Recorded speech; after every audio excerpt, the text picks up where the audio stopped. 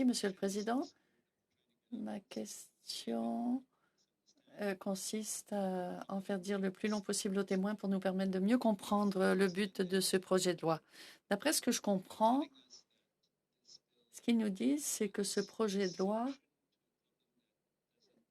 essaye de trouver une solution à un problème inexistant, mais il y a des problèmes dans le régime des sanctions avant la question de l'interdiction de territoire qui doit être réglée.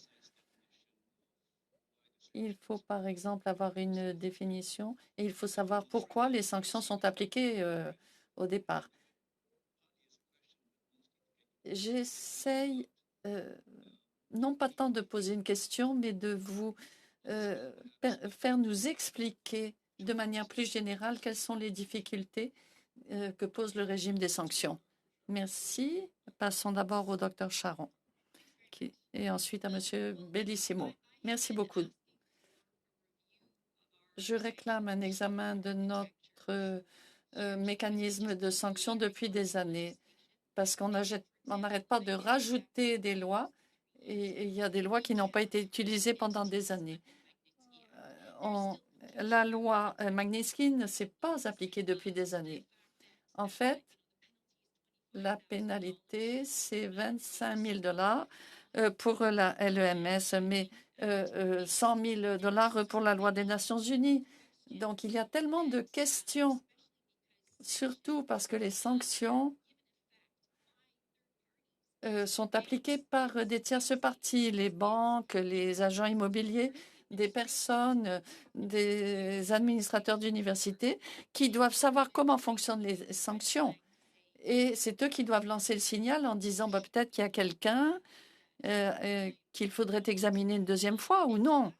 Donc c'est pourquoi, plutôt qu'encore une fois changer la loi, et je sais qu'il y a un autre changement qui est réclamé par un autre sénateur pour la LJVDEC. Donc je pense qu'il faudrait marquer un temps d'arrêt et voir comment on pourrait faire en sorte que nos lois concordent avec celles de nos alliés.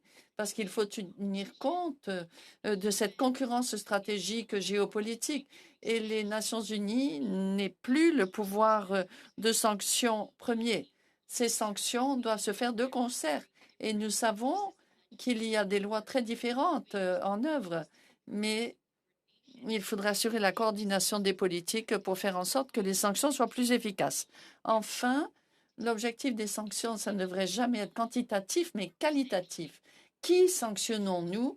À l'aide de quelles mesures? Et il faut être très clair quant à ce qu'on doit leur faire faire pour pouvoir lever les sanctions. On sanctionne les gens parce qu'ils ont fait quelque chose d'incorrect. Merci, docteur Charon. Monsieur Bellissimo, vous avez 1 minute et demie. Merci, sénateur Wu.